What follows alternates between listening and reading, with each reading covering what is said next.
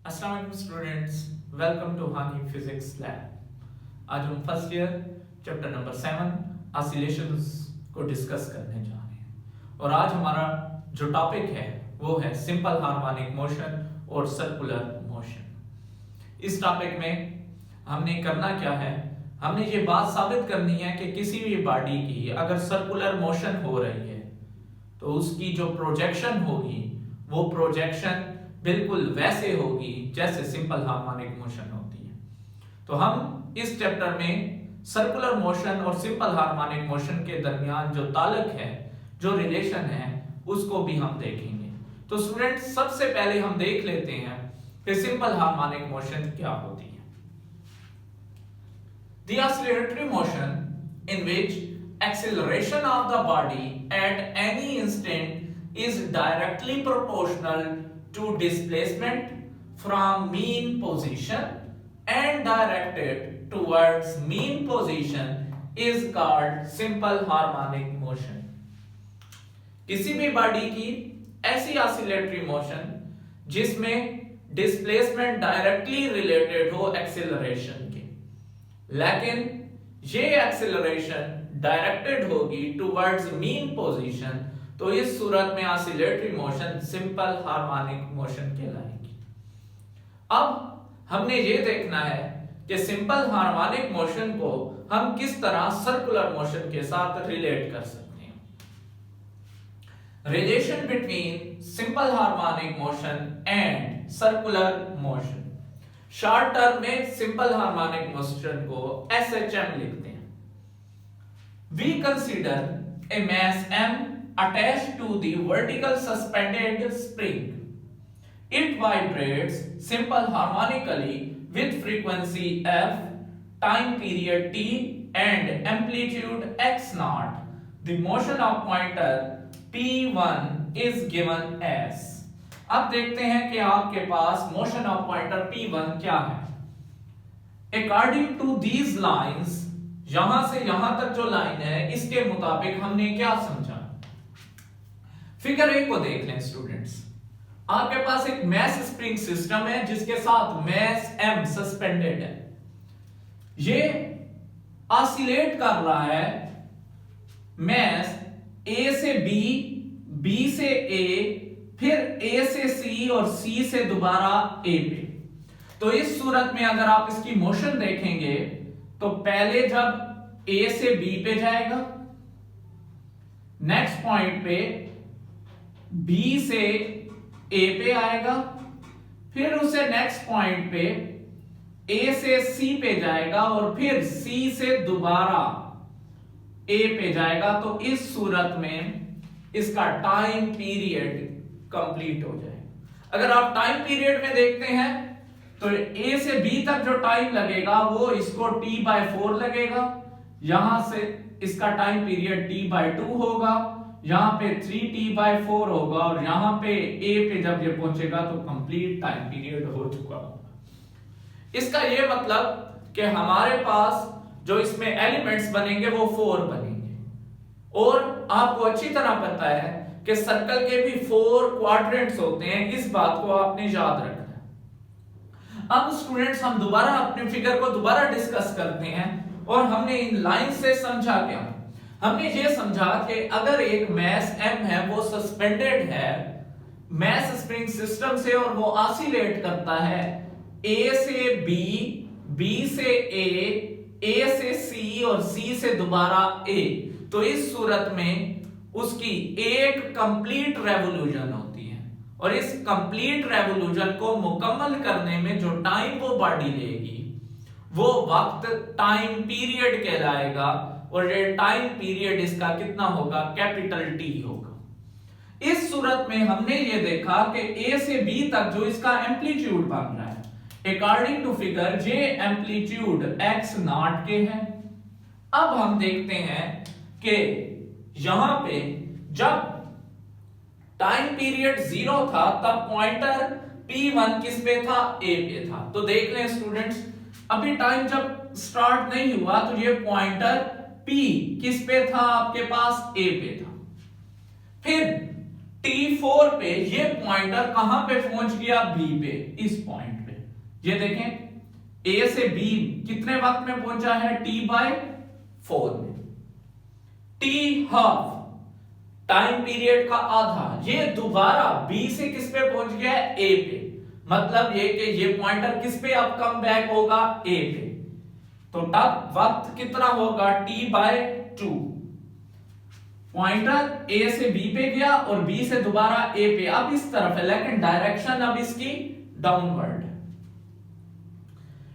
अब T3T/4 मतलब ये हुआ कि आपके पास third part of the circle या टाइम पीरियड का थर्ड पार्ट, 1 पार्ट बराबर है T/4 के, तो थर्ड पार्ट होगा 3T/4 के। तो ये आप पॉइंटर किधर पहुंच गया, C पे। तो A से C तक 3T/4 वक्त में पहुंचा। अब ये पॉइंटर दोबारा C से A पे जब जाएगा, तो A पे जब ये कंप्लीट जाएगा, तो इस सूरत में 1 कंप्लीट रेवोल्यूशन हो चुकी होगी। तो अब आपने ये समझा कि ये पॉइंटर को हमने किस टर्म में, इस लाइंस के मुताबिक समझा है कि ये पॉइंटर एक मैस के साथ क्या था, अटैच था। अब इसी को मैं सर्कुलर मोशन में लेता हूं। सर्कल में एक मैंने रॉड ले ली है जिसके एंड पे एक पॉइंट P या मैस अटैच है।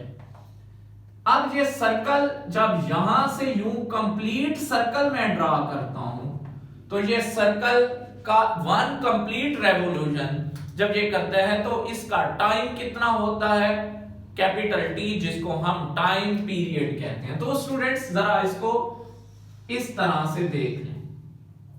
अब उसने आपके मुताबिक जब हमने ऑसिलेटरी मोशन देखी थी, तो A से B कितना हिस्सा था टाइम पीरियड का, चौथा हिस्सा।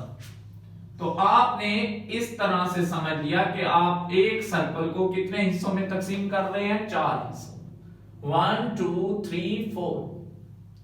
अब हम इसको ऑसिलेटरी मोशन के साथ किस तरह से रिलेट करते हैं। तो मैंने जो पेन लिया, इस पेन को इस तरह से आप रखे और सर्कल जब T4 होगा, तो ये पेन इस तरह से यूं मूव करेगा। मतलब ये हुआ कि इसकी प्रोजेक्शन आपने देखनी है।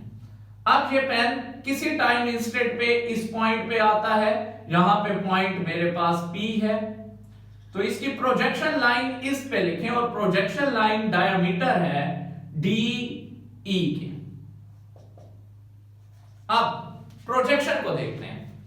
जब इसको यूं आप रोटेट करेंगे, तो किसी पॉइंट पे जब प्रोजेक्शन आएगी इसके डायमीटर पे, तो इस जगह पे आएगी। फिर मैं मजीद इसको रोटेट करता हूं, अब इधर है, तो मजीद जब रोटेट करूंगा, तो ऑटोमेटिकली जब इधर आएगा तो प्रोजेक्शन इधर आएगी। जब इधर मैक्सिमम T पे आएगा, तो प्रोजेक्शन भी आपके पास मैक्सिमम पॉइंट पे आएगी। सर्कल के मुताबिक ये प्रोजेक्शन किस पे आ रही है, x0 पे। अब देखें कि T4 पे जब ऑसिलेटरी थी, तब B पॉइंट पे कितनी डिस्प्लेसमेंट थी, x0, जो एम्पलीट्यूड के बराबर है। इधर सर्कल में भी कितनी है, x0, तो दोनों सेम हो गए। अब इसको D से दोबारा हम लेकर जब आते हैं किसकी जानिब, दोबारा D से नीचे की जानिब, तो आप देखेंगे जब इधर होगा तो प्रोजेक्शन इधर, अब ये डाउनवर्ड। अब जब ये इधर आएगा तब भी इसकी प्रोजेक्शन ये डाउनवर्ड, पहले ये नीचे से ऊपर जा रहा था, अब ऊपर से नीचे, सेम मैनर में। इसका ये मतलब हो गया कि आपके पास पहले जब ये O से D पे गया, तो ये किस पॉइंट पे था, D पे। अब ये किस पे आएगा, जब यहां से नीचे आएगा तो O पे पहुंचेगा, फिर दोबारा नीचे आएगा। अब जब ये यूं आके जब इस जगह पे आएगा, तो आपके पास यहां से लेके यहां तक टाइम पीरियड कितना हो गया, हाफ पे ये भी मीन पोजीशन पे था। अब इसकी प्रोजेक्शन देखते हैं, तो इसकी प्रोजेक्शन आपके पास डायमीटर पे किधर आ रही है, मीन पोजीशन पे, सेम हो गया। अब इसको मीन लाइन से नीचे जब ले आते हैं, तो आप इस जगह पे जब अगर पॉइंटर हो, तब प्रोजेक्शन इधर होगी, इधर हो तो इस जगह पे। इसका ये मतलब कि डाउनवर्ड जा रहा है, तो इस सूरत में A से C और जब ये सी पे पहुंचता है तो आपके पास कितनी डिस्प्लेसमेंट होती है स्टूडेंट्स, -x0। तो यहां पे भी कितनी आ गई, -x0। और जब ये इससे दोबारा फोर्थ क्वाड्रेंट पे पहुंचेगा तो 1 कंप्लीट रेवोल्यूशन हो जाएगी और दोबारा इसकी प्रोजेक्शन मीन पोजीशन पे, और इधर भी किस पे है, मीन पोजीशन। तो इस तरह से हमें ये बात पता चली कि पॉइंटर भी नीचे से ऊपर और ऊपर से नीचे मूव कर रहा था।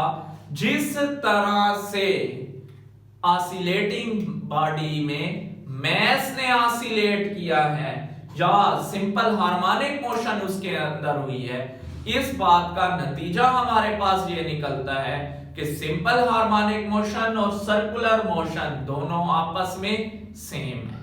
या सर्कुलर मोशन में अगर हम किसी भी पॉइंट की प्रोजेक्शन देखें तो वो प्रोजेक्शन बिल्कुल सेम मैनर में वैसे ही उसकी वैल्यूज आती हैं जिस तरह सिंपल हार्मोनिक मोशन में आती हैं। और आपके पास हर क्वाड्रेंट की जो वैल्यू होगी वो बिल्कुल वैसे होगी जैसे आपके पास टाइम पीरियड के 4 क्वाड्रेंट्स लिए हुए हैं, 4 पार्ट्स लिए हुए हैं। हर पार्ट कितने टाइम पे मुश्तमिल है, t/4 पे। इसी तरह हर सर्कल कितने डिग्रीज पे मौजूद है, π/2 पे। तो वहां पे भी वैल्यू साइनोसाइडल वेव के मुताबिक भी हमारे पास सेम वैल्यूज आती हैं स्टूडेंट्स। अब जब यहां पे था तो फेज एंगल अगर देख लें तो 0 डिग्री। जब यहां पे आया तो फेज एंगल कितना है, मैक्सिमम, पीक भी मैक्सिमम आ गई स्टूडेंट्स। और जब यहां पे आया तो फेज एंगल कितना है, 180 पे वैल्यू कितनी होती है, 0। तो आपके पास यहां पे भी 0। साइन वेव भी बिल्कुल वैसे बन रही है। तो अगर आप सर्कुलर मोशन को साइन वेव देखें तो वो भी सेम बन रही है। इसका ये मतलब कि आपके पास ऑसिलेटरी मोशन जो सिंपल हार्मोनिक मोशन है वो बिल्कुल सेम है जैसा कि सर्कुलर मोशन। तो इन लाइंस को हम जरा देख लेते हैं। When t is equal to 0, the pointer at A, then at position B, A, C and come back to A. At instant t/4, t/2, 3t/4 and t respectively. इस बात का ये मतलब हुआ कि ये टाइम पीरियड के मुताबिक, जैसा कि मैं ये आपको चीज समझा चुका हूं, ये बिल्कुल यही बात यहां पे लिखी हुई है। और इसका मतलब भी यही है कि आपके पास जब t 0 होगा तो पॉइंटर A पे होगा, P1। जब B पे पॉइंटर होगा तब टाइम कितना होगा, t/4। तो देखें B पे पॉइंटर पे कितना टाइम पीरियड है, t/4। दोबारा जब A पे आएगा, नेक्स्ट क्या है, A, दोबारा A पे टाइम पीरियड कितना है, t/2। यहां पे भी यही बात समझाई गई थी। फिर दोबारा A से C पे जाएगा, जब C पे जाएगा तो टाइम पीरियड स्टूडेंट कितना आया है, 3t/4। तो यहां पे भी टाइम पीरियड कितना है, 3t/4। और जब लास्ट में C से A पे जाएगा तो टाइम पीरियड कितना होगा, t। तो इस सूरत में 1 कंप्लीट रेवोल्यूशन हो जाएगी। अब सर्कुलर मोशन में पॉइंटर P को जब हमने देखा, in circular motion P is moving in a circle of radius x0 with uniform angular velocity. x0 के साथ ये इस तरह P क्या कर रहा है, मूव कर रहा है। Projection of P on diameter line DE at n point पे हमने देखा। देखें n पॉइंट, ये अभी मैंने आपको यहां पे समझाया कि n पॉइंट भी बिल्कुल वैसे मूव करेगा जैसे यहां पे मूव किया था। अगर ये स्प्रिंग ऊपर जाए तो आपके पास ऊपर जा रहा है तो ये t की तरफ जा रहा है, t/4। और इधर जब t/4 होगा तो यहां पे भी ये कंप्लीट रेवोल्यूशन पे हो जाएगा। किस पे, आपके पास फर्स्ट क्वाड्रेंट कंप्लीट हो जाएगा। तो ये आपके पास प्रोजेक्शन किधर आएगी, इस जगह पे। ये जरा आप इसको इस तरह से समझ सकते हैं, यूं आप प्रोजेक्शन इस जगह पे, लेकिन जब इधर है तो प्रोजेक्शन तो आपके पास उसी पॉइंट पे आ रही है, मैक्सिमम पीक पे। तो इसी तरह ये सारी बात यहां पे लिखी हुई है। The level of D and E are similar to points B and C। देखें B और C का लेवल और D E का लेवल क्या हो जाएगा, टोटली सेम हो जाएगा।